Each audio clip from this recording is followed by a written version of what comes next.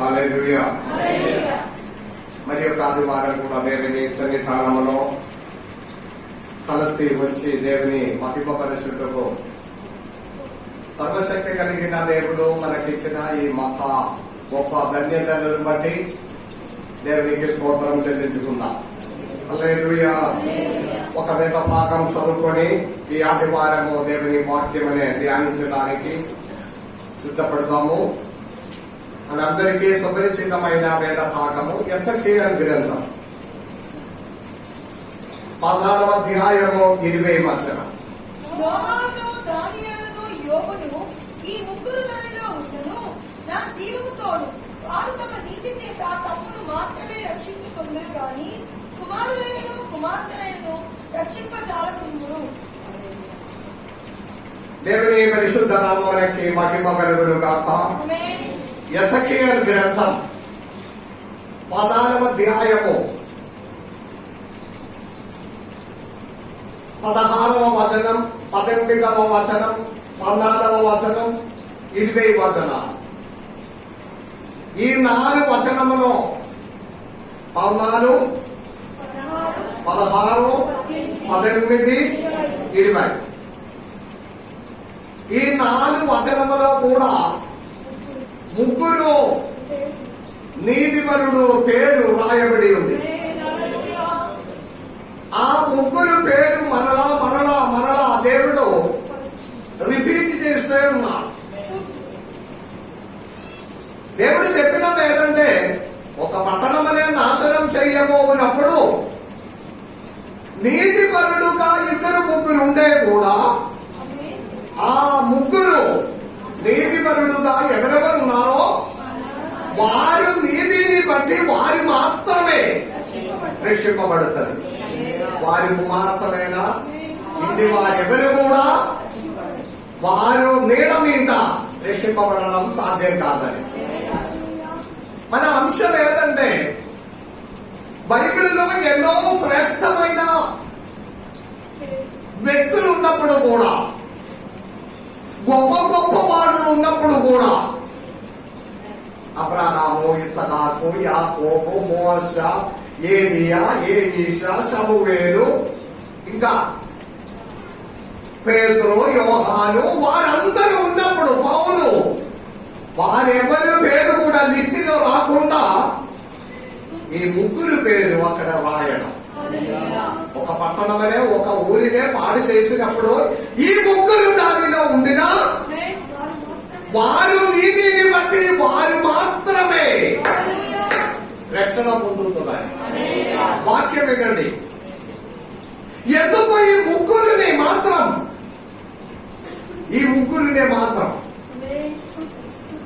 అది కూడా 14వ వచనములేనా? ఎసెకియెలు గ్రంథం 14వ వచనం అధ్యాయము 14వ వచనములేనా? 16వ వచనములేనా? 18వ వచనములేనా? 20వ వచనములేనా? వేరే ఎవరు పేరు మార్చి పెట్టకుండా ఈ ముగ్గురు పేరే. ఎవరెవరు? లోహాములు, దానియేలు, యోబులు. అప్పుడు దానిలో ఏదో ప్రత్యేకత ఉండవచ్చు కదా.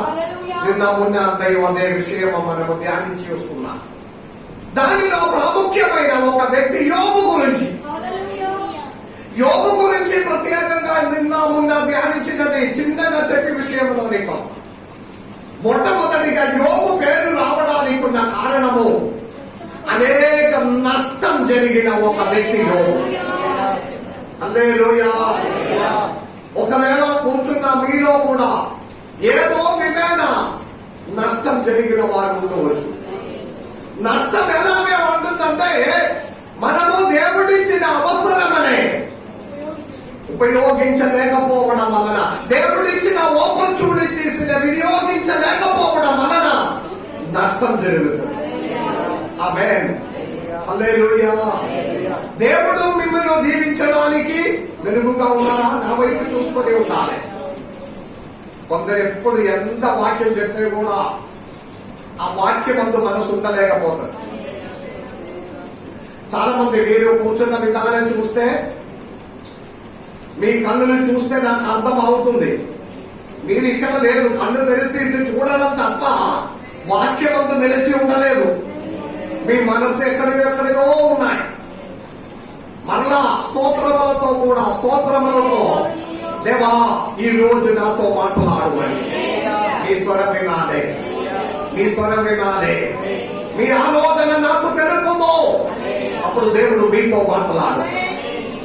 అనేక మంది తన అవసరమనే, దేవుడిచ్చిన అవసరమనే సింపుల్ గా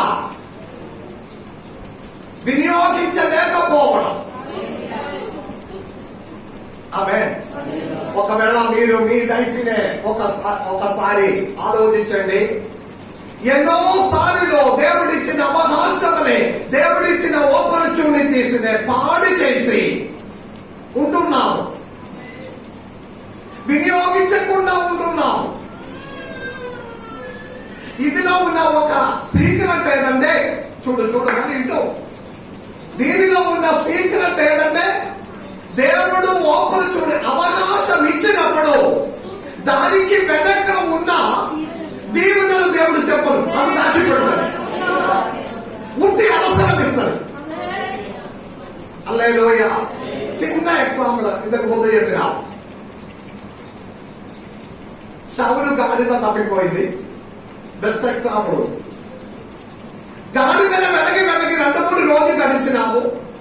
అప్పుడు సేవకుడు అన్నారు, చెప్పండి కథ చెప్పండి, ఈ పట్టణంలో ఒక దైవజనుడు ఉన్నాడు, ఆ దైవజనుడు దగ్గరికి వెళ్దాం. అప్పుడు ఒకవేళ తప్పిపోయిన గాడిదలు ఎక్కడ అని ఆ దైవజనుడు మనతో చెప్తారు. ఆమె వినండి, దేవుడు అవసరం ఇస్తున్నారు సౌలుకి. సౌలు పోయినావు, పాస్టర్ గారిని కలిసినావు. ఇప్పుడు పాస్టర్ గారికి ఖాళీ మరిగా లండన్ ప్రేయర్కు బయలుదేరుతున్నారు.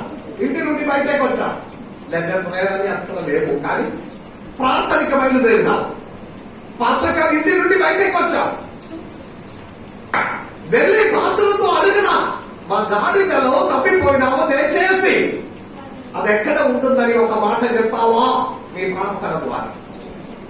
వారి చెప్పక మున్పే పాస్టర్ గారు వారితో అన్నారు, సౌలుతో, ఇటు నీవు నాతో కూడా ప్రార్థన, ఫలానా ఇంటిలో ప్రార్థన ఉంది, శ్రమలదిగా ప్రార్థన రా, నాతో పాటు ప్రార్థనకి రా.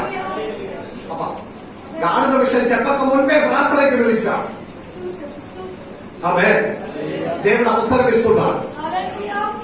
ప్రార్థనకి పోయినా మరి ఆ కాలంలో ఎదురు మాట ఏమీ లేదు. భాషకారు నాకు అంచని పడి ఉంది, నేను వచ్చేస్తాను, మీరు నడవండి అలాగా పడేలా అక్కడ చెప్పడానికి అక్కడ చాయిస్ లేదు. ఈ కాలంలో అంతా చెప్తుంది. హల్లెలూయా. మీరు అటు పోయిన వారితో రా ప్రేరణ భాషకారు వెళ్ళండి, నేను ఇంటికి వెళ్ళి స్నానం చేసుకో. అసలు రాదు. భాషకారుని తప్పించుకోవడానికి చెప్పడం తప్ప రాదు. ఓకే. ఆ కాలంలో సేవకుడు ఒక మాట చెప్తే ఎదురు మాట్లాడడానికి మనకు అధికారం లేదు, అనుసరించడమే. సౌలు వెళ్ళిపోయినా పాస్టర్ పోయినప్పుడు ఒక మాట కూడా, ఏంటిది ఈ రాత్రి నాతో పాటు ఉండాలి. అయిపోయింది.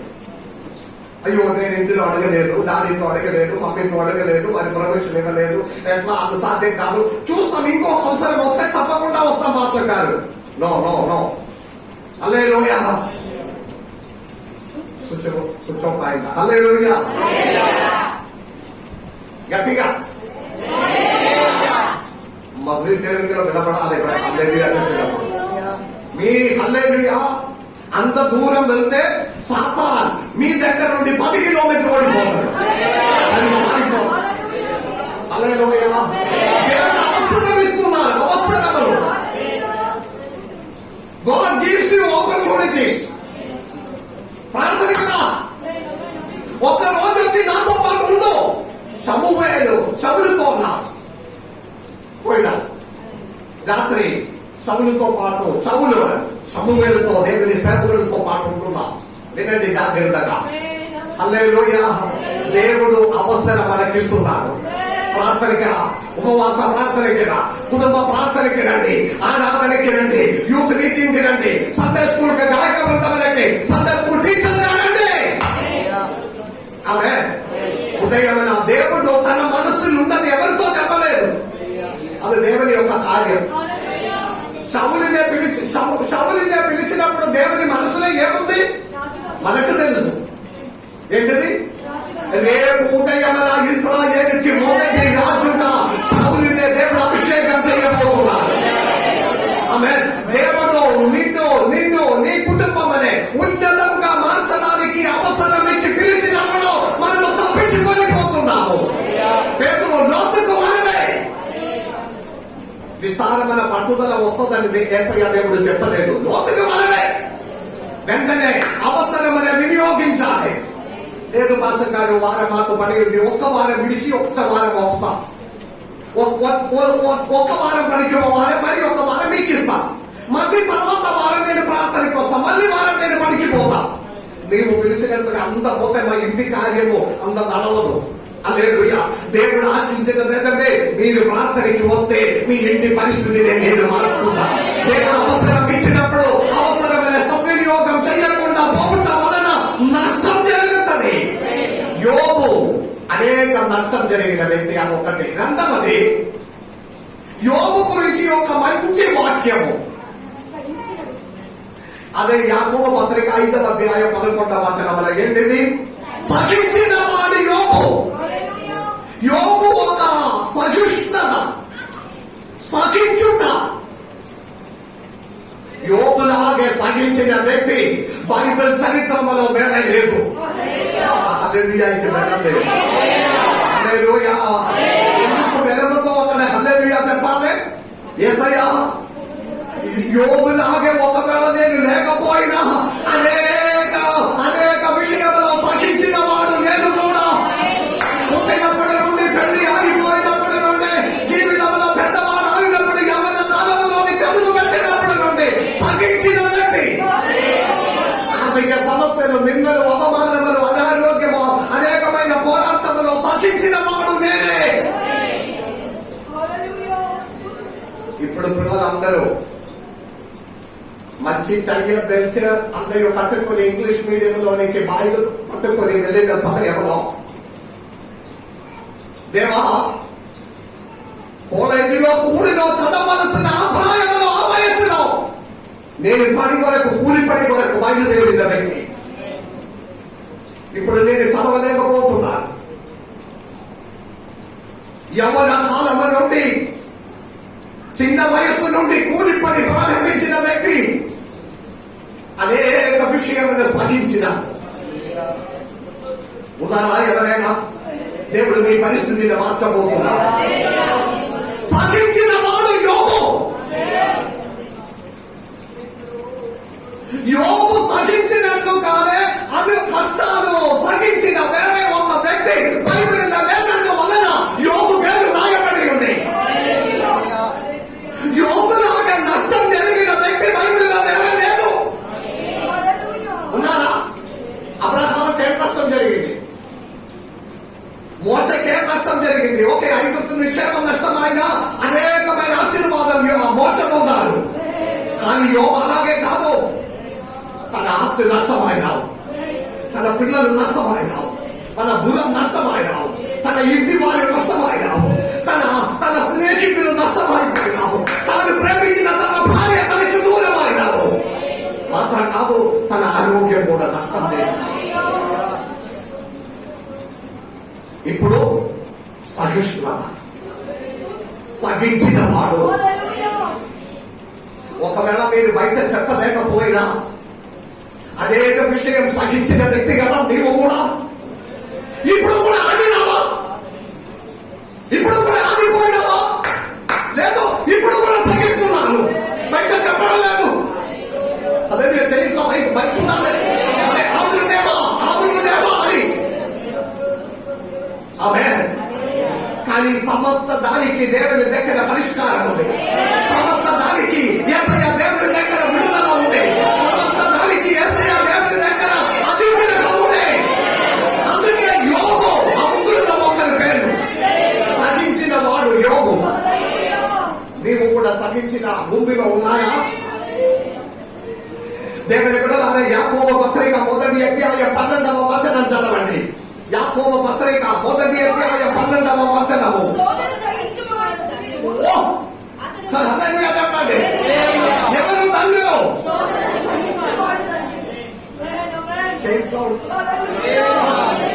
అందరి గురించి కాదు, ఆ గుంపులో నేను కూడా ఉండాలని నీకు ఉండే నేను చేయి. దేవుని వైపు ఉండాలి, దేవుని వైపు ఉండాలి.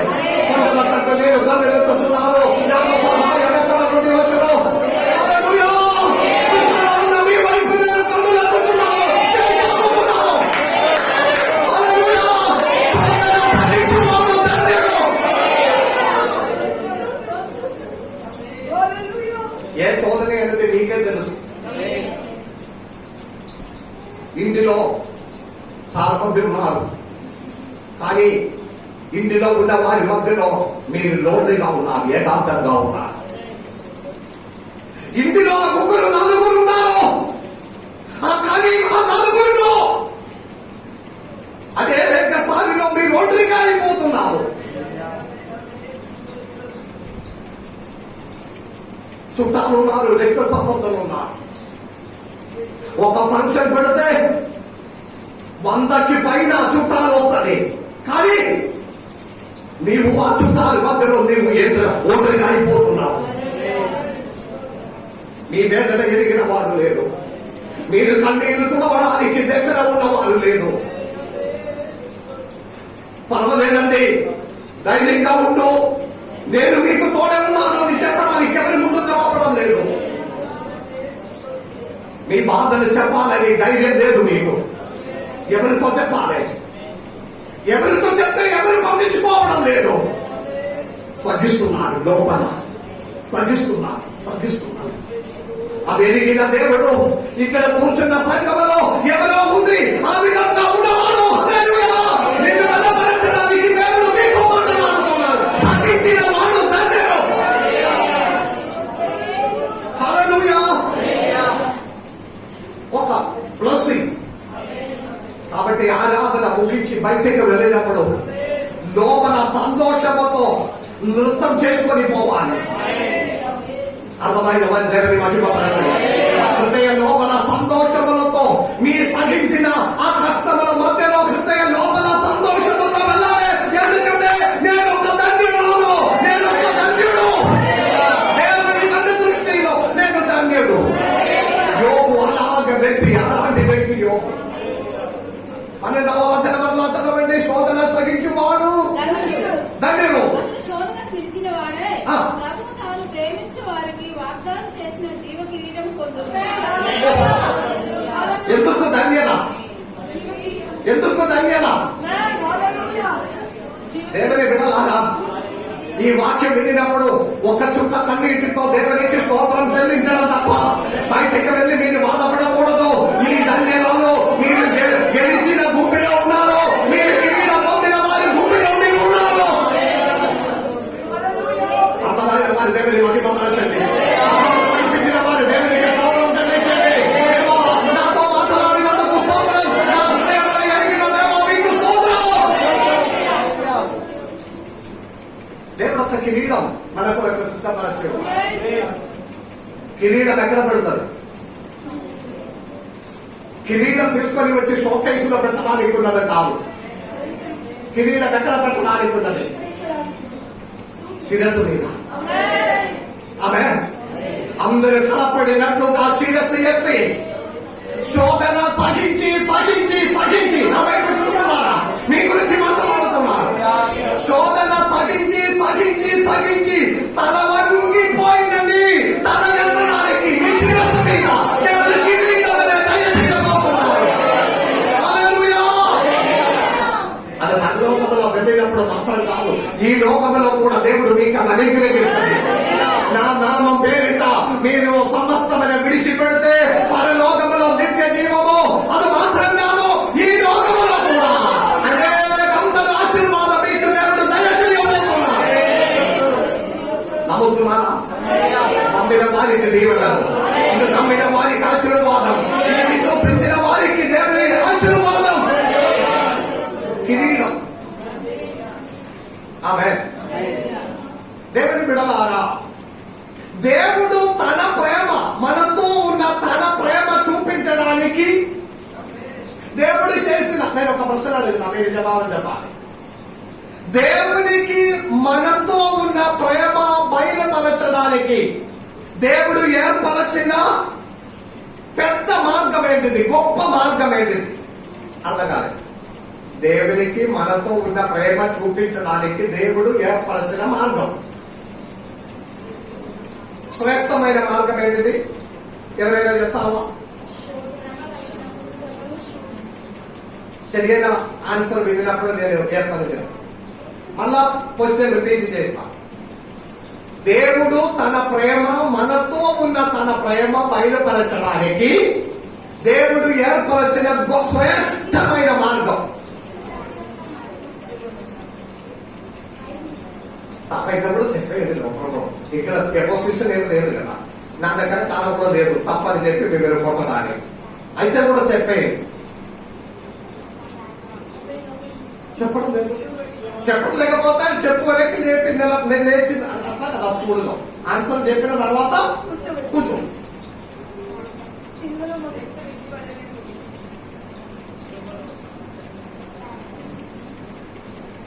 ఆలోచించుకోండి, ఆలోచించు. వకీల్ కంటే వకీల్ సరి అయిన ఆన్సర్ వచ్చినప్పుడు ఏ సరి చెప్తాం. దగ్గర వస్తున్నా ప్రశ్న. మరి ఒకసారి, దేవుడు తన ప్రేమ, మనతో ఉన్న ప్రేమ చూపించడానికి దేవుడు ఏర్పరిచిన శ్రేష్టమైన కార్యం.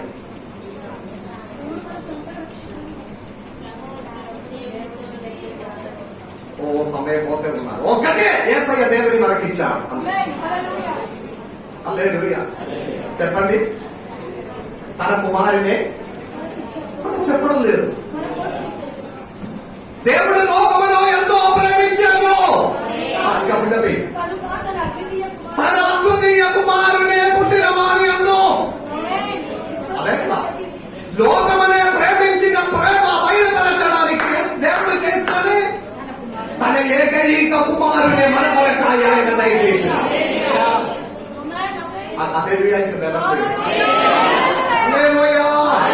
అప్పుడు తన కుమారుని మనకు అనుగ్రహించి తన ప్రేమ దేవుడు బయలుపరచాడు. ఆమేన్. ఇప్పుడు మన పక్షంగా మన ప్రేమ దేవునితో చూపించడానికి ఉన్న మార్గము దేవుని కొరకు సహించుట. హల్లెలూయా. మన ప్రేమ, ఆమేన్, మన ప్రేమ దేవుని చూపించడానికి ఉన్న శ్రేష్టమైన మార్గం దేవుని కొరకు సహించిన వారంగా ఉండాలి. హల్లెలూయా. అదే కొందరు చెప్పట్లేదు, అందుకే బలం లేకపోవడం. చెప్పండి. ఇప్పుడు చెప్పిన మహమ్మద్ అందుకని చెప్పినావు. దేవుడు తన ప్రేమ, మనతో ఉన్న ప్రేమ చూపించడానికి దేవుడు ఏర్పరచిన మార్గము యేసయ్యనే మనకు అనుగ్రహించిన. ఇప్పుడు మన ప్రేమ బయలుపరచడానికి ఉన్న మార్గము సహించుకొని యేసయ్య దేవుని కొరకు సహించుకొని అలాగే సహించిన వారికి కిరీటం. అర్థమైన వారి దేవుని మహిమ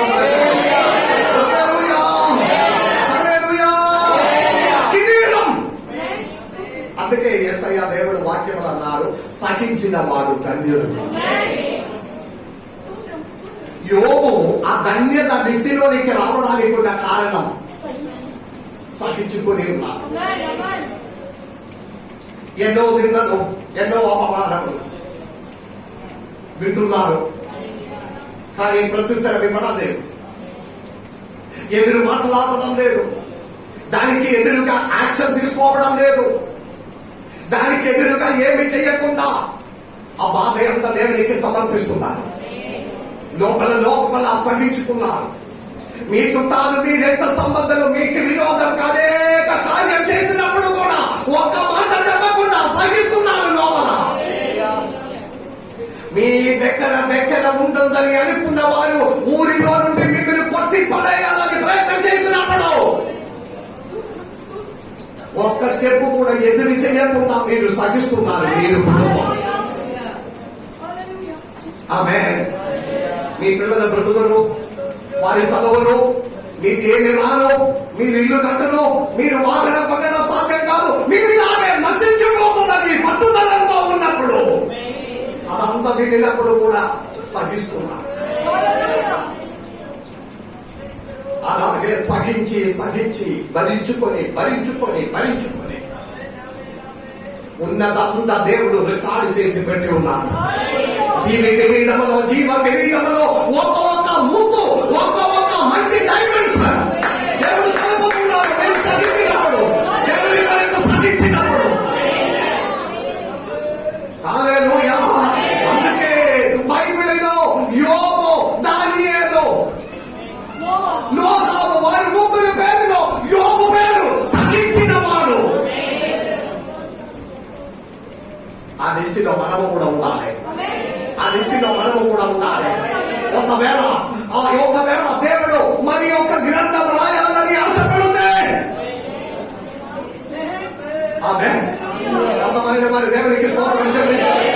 ఒకవేళ దేవుడు మరి ఒక గ్రంథం రాయాలని ఆత్మ ద్వారా ప్రేరణ ఇస్తే ఆ సహించిన వారిలో మీ పేరు ఆ లిస్టులో ఉండాలి. హల్లెలూయా. సహించిన వారు ధన్యులు, వారు జీవ కిరీటము పొందుతుందని.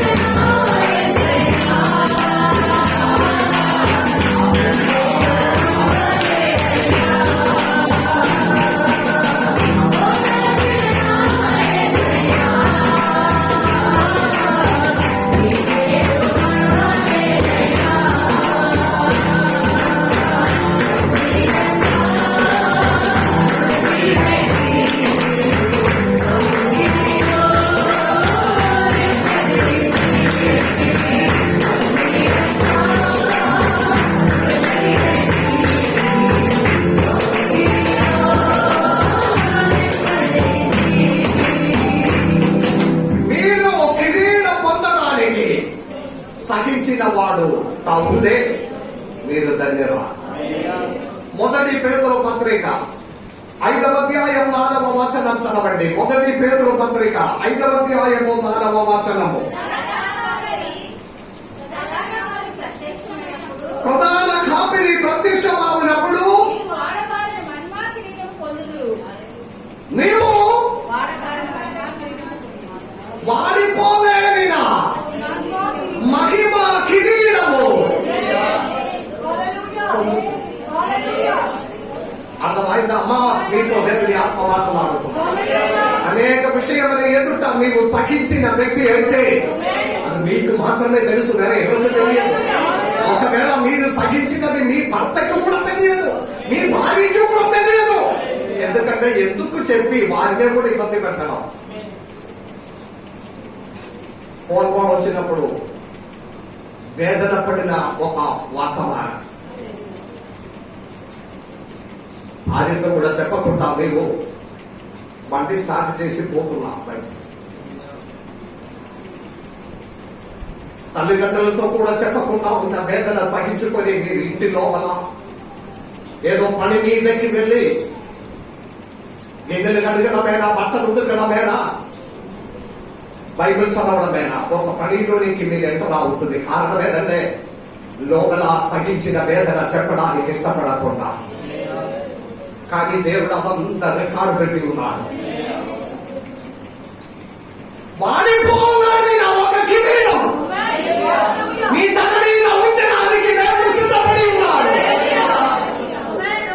అందుకే దేవుడు చెప్పినదంటే దేవుని బిడలు అమ్మా వాడిపోయినది ఏది తల మీద పెట్టకూడదు. మనుషులు ఫంక్షన్ వచ్చినప్పుడు ప్రోగ్రామ్ జరిగినప్పుడు తల్లి వారి పిల్లలందరూ వాడి చచ్చిపోయిన పువ్వంతా తీసి తల మీద పెట్టుకొని పోతుంది. అన్ని జనులు చేసినది అంతా మనం వెంబడిస్తున్నారు. చచ్చిన పువ్వు తీసి తల మీద పెడుతుంది. కొందరు భర్తలకు అది కూడా నచ్చుతుంది. హల్లెలూయా. దేవుడు వాడి లేకపోయినా వాడిపోలేనిది చచ్చలేని కిరీటం మీ తల మీద పెట్టడానికి దేవుడు సిద్ధపడుతున్నాడు. దాని కొరకు వేచి ఉండండి. ఇప్పుడు నుండి తల మీద చచ్చిన పువ్వు పెట్టుకుని వస్తే వెనక నుండి చెప్పాలి, నువ్వు చచ్చినట్టు తల మీద పెట్టుకుని పోతున్నారని ఆ వెనక చెప్పాలి. ఆమేన్. మీ పిల్లలకి మంచి ఒక కుటుంబ జీవితంలోకి మీరు పంపించినప్పుడు, ఒక కొత్త కుటుంబంలోనికి పెళ్లి కొరకు పంపించినప్పుడు చచ్చినది తల మీద పెట్టి పంపించకూడదు. బ్రతికి ఉన్నది ఉండాలి. అదే దేవుని వాక్యమే వారి చేతిలో ఉండాలి. వాడిపోవలే నిన కిరీటం మీ కొరకు దేవుడు సిద్ధపరచి ఉన్నారు, సహించిన వారి కొరకు. ఆమేన్. వాడిది చచ్చిపోయినదంతా పెట్టి అన్ని చేసుకొని పోయి పెళ్లి అయి కొన్ని రోజుల తర్వాత వేదనతో నిండిన కుటుంబ జీవితం. మీరు చూసిన రాబు ముహూర్తం ఇదేది పనికి రాకుండా పోతుందా? ఏ లాభం ఉంది? ఏ లాభం ఉంది? కొందరికి నన్ను నచ్చదు.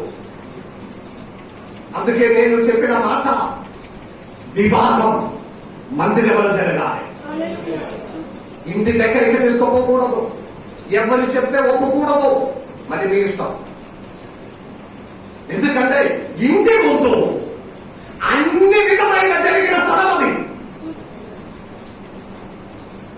అన్ని మాట్లాడిన స్థలం.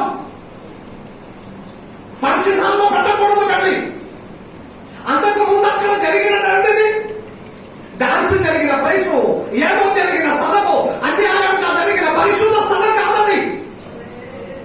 అర్థమైన వారి దేవుని మహిమపరచండి. ఇది ఏది చూడకుండా అన్ని చేసి వెళ్ళి చేసి పంపిస్తున్నారు. జీవితము అవి అదపడా అయిపోతున్నారు. కారణం ఏంటిది? ప్రారంభమే దారి తప్పిపోయినావు. ఇది చెప్తే జోసఫ్ జోయి మాస్టర్ గారు బాగలేదని చెప్తారు. చిన్న గుడిసు 10 మందికి కూర్చోవడానికి స్థలం ఉంది. ఏ కాదు, వివాహం అక్కడ జరగాలి. ఫంక్షన్ వేసుకోపో ఎక్కడైనా. ఆమె నేను చెప్పినది ఏంటంటే, వాడలే నిన్నది పడిపోవలే మీద కిరీటము మన మీదకి దేవుడు ఇవ్వడానికి సిద్ధంగా ఉన్నాడు. ఒక్క నిమిషం మీరు ఆలోచించండి. అన్ని చూసుకొని మామిడి ఆకుతో సగం చూసుకొని చేసిన కుటుంబంలో సమాధానం ఉన్నాయా?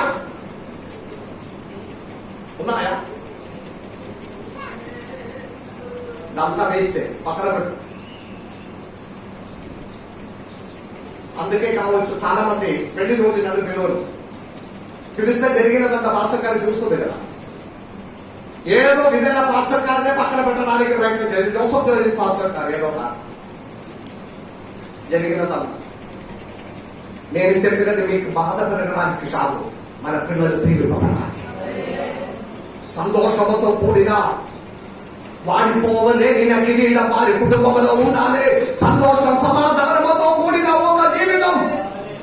వేదన కష్టాలు వచ్చినప్పుడు బైబిల్ పట్టుకొని మోకాల్లో నిలబడి ప్రార్థించిన కుటుంబం ఉండాలి. కుటుంబంలో సమాధానం లేదు, ఆర్థిక సమస్యలు ఉంది, ఉద్యోగం లేదు, డబ్బు లేదు, ఒకరు కొట్టకుండా రా మన దేవునితో చేయగలుగుతా. భార్యాభర్తలు ఇద్దరు వచ్చి చేతులు పట్టుకొని, దేవా నా కుటుంబంలో సమస్య ఉంది, నా భార్యకి జోబు లేదు, నా భర్తకి పని లేదు, సొంతంగా డబ్బు లేదు, దేవా నీవు దారి తెరవండి.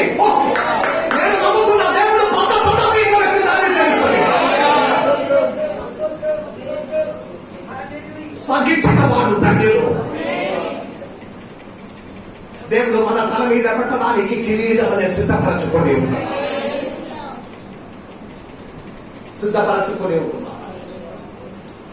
యాకోబు పత్రిక 11వ అధ్యాయం 5వ అధ్యాయం 11వ వచనంలో యోబు వర్తమానం అక్కడ మాట్లాడినప్పుడు ఆ వాక్యం వల్ల ఒకసారి చదవండి. 5:11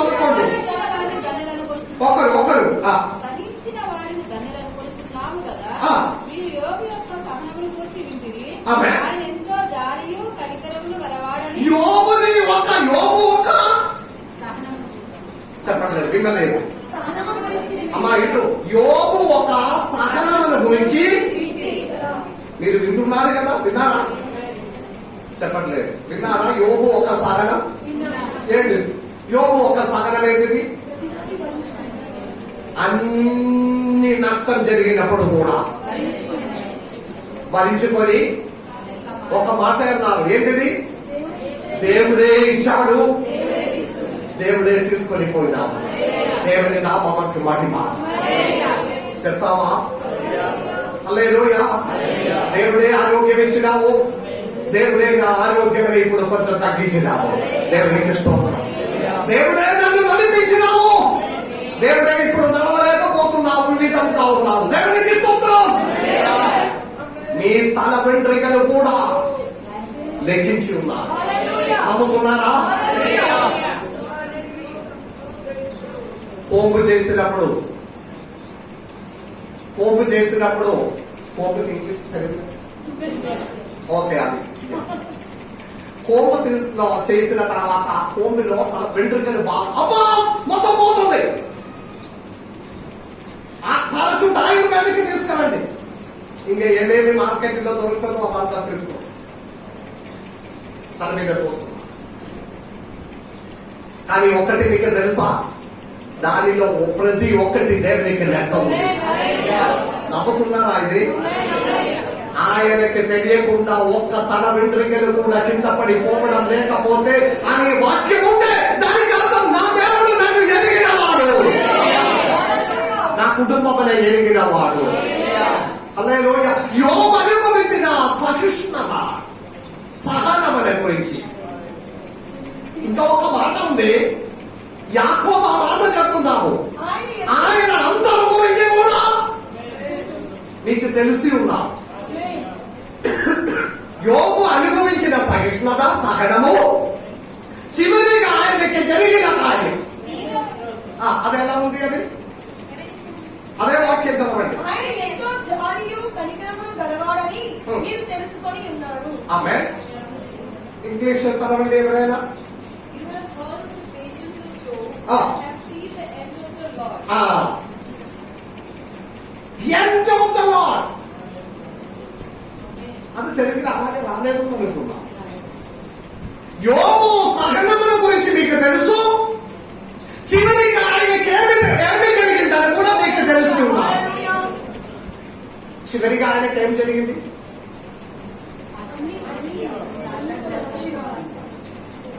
నష్టమైన దానికంటే అధికంగా, అదే నష్టమైన దానికంటే అధికంగా దేవుడు ఆయనకి అనుగ్రహించిన.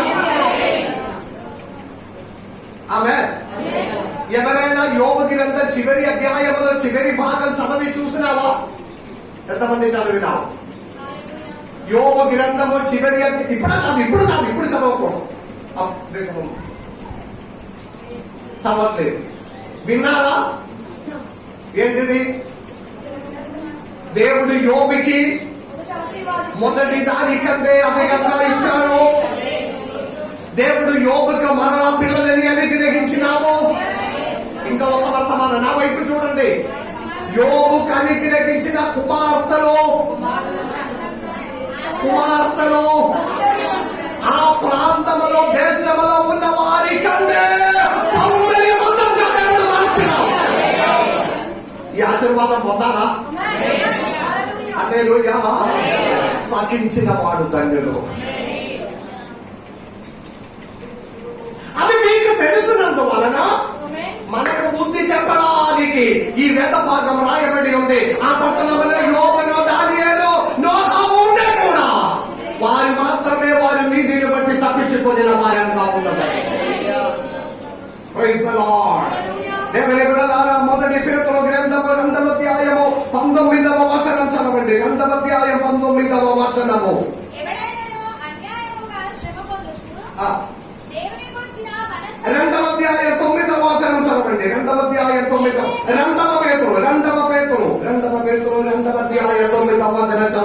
తీసుకుందాం. వినలేదు 2 పేతురు 2:9. తప్పించినప్పుడు మరి ఒకసారి భక్తులను శోధన నుండి తప్పించినప్పుడు దుర్నీతిపరుల ముఖ్యముగా మైనమైన దురాశ కలిగిన శరీరానుసారముగా నడుచుకొనుచు ప్రభుత్వమును నిరాకరించుచు భక్తులని శోధనలో నుండి తప్పించుటకు ఒక దేవుడు ఉన్నాడు. అబ్బా హల్లెలూయా. అసలు పాస్టర్ గారు నేను సరిగా వినలేదు, అది ఎట్లా హల్లెలూయా చెప్పడం, మనసు బయటే పోయినాము, ఎవరో బయట పోయినాము, అది ఎవరని చూసుకొని ఉంటున్నాము, చెప్పిన వాక్యం వినలేదు. దేవునికి స్తోత్రం. ఏంటిది? భక్తులని శోధనలో నుండి తప్పించిన ఒక దేవుడు ఉన్నాడు. ఇక్కడే హల్లెలూయా చెప్పాలి. దేవుని భక్తులంటే భక్తులకు జరుగు, నీతిమంతులకు జరుగు ఆపదలు. ఆమేన్. 1, 2, 3, 4, 5 కాదు.